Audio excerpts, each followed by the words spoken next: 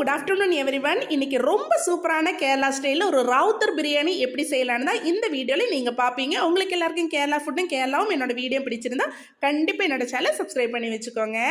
இன்றைக்கி வந்து பொரிக்கிறதுக்காக எல்லாம் வச்சுட்டு பிளைன் பிரியாணி ரைஸ் தான் வைக்கிறேன். என்னென்னா இங்கே வந்து ரைஸில் வந்து பிரியாணி ரைஸில் வந்து சிக்கன் போட்டால் பசங்களுக்கு யாருக்குமே பிடிக்க மாட்டேங்குது. ஸோ அதனால் ஃப்ரை பண்ணுறதா இருக்குது சிக்கன். ஸோ அதோட வீடியோ நான் ஷார்ட் வீடியோவாக கல்யாண வீட்டில் மாதிரியே சூப்பரான சிக்கன் பொரிக்கிறது எப்படின்னு நான் வீடியோவாக ஷூட் பண்ணுறேன். நீங்கள் போய் செக் பண்ணி பார்த்துட்டு எப்படி இருக்குன்னு கமெண்ட்ல சொல்லுங்க.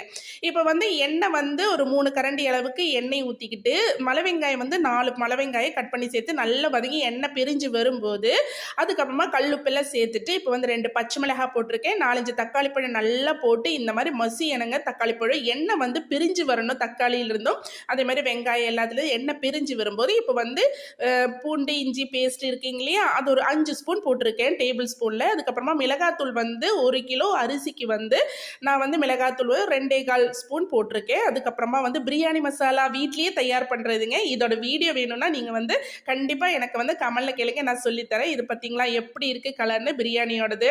அந்த மசாலா போட்டு பிரியாணி மசாலா போட்டதுமே பிரியாணியோட கலரே வந்து சேஞ்ச் ஆகி ரொம்ப டேஸ்ட்டாகவும் அதே மாதிரி நல்ல ஸ்மெல்லாகவும் இருக்கும். இப்போ வந்து சுடுதண்ணி வந்து நான் ஒரு கரண்ட் அடுப்பில் தான் இப்போ வந்து வச்சுட்ருக்கேன். இப்போ பார்த்தீங்க எண்ணெயெல்லாம் பிரிஞ்சு நல்ல ஒரு கன்சிஸ்டன்சியில் வந்துடுச்சு. இப்போ வந்து நல்ல கொதிக்கிற தண்ணியை அந்த பாத்திரத்தில் ஊற்றியாச்சு. இப்போ வந்து நல்லா மிக்ஸ் பண்ணி 2 கொதி வரட்டும். இப்போ வந்து நல்லா வந்து கொதிச்சிருச்சு. நல்லா கொதிச்சு நல்ல பிறண்டு எண்ணெயெல்லாம் மேலாப்பில் இப்படி தெரிஞ்சு வந்ததுக்கப்புறமா இப்போ வந்து அரிசி இருக்குங்க இல்லையா, பிரியாணி ரைஸை வந்து கழுவிட்டு ஒரு சொட்டு தண்ணி இல்லாமல் இப்போ வந்து போட்டுக்கலாம். தண்ணியோட அளவு எப்படின்னா ஒரு பாத்திரம் அரிசிக்கு வந்து 1.25 பாத்திரம் தண்ணி தாங்க நான் ஊற்றுவேன் எப்பவுமே. அப்படி ஊற்றினாதான் இது வந்து உதிரா நல்லா வந்து ஒன்னோட ஒன்று ஒட்டாமல் ரொம்ப சூப்பராக வந்து பிரியாணி நமக்கு வந்து செஞ்சு எடுத்துக்கலாம். இப்போ வந்து நிறைய போட்டுட்டு இப்போ வந்து கொத்தமல்லி புதினா எல்லாம் போட்டுட்டு நல்ல ஸ்பீடாக வச்சுக்கிறேன். இது வந்து ஒரு 50% வேகிற வரைக்கும் இப்போ வந்து நல்ல ஸ்பீடாக வச்சுக்கோங்க. இது வந்து சாலடெல்லாம் அது கொதிக்கிறதுக்குள்ளே நான் வந்து சாலடெல்லாம் பண்ணி வச்சாச்சு. தயிர் சாலடு ஒரு 50% வெந்ததுக்கப்புறமா இப்போ வந்து மீடியத்தில் வச்சுக்கோங்க.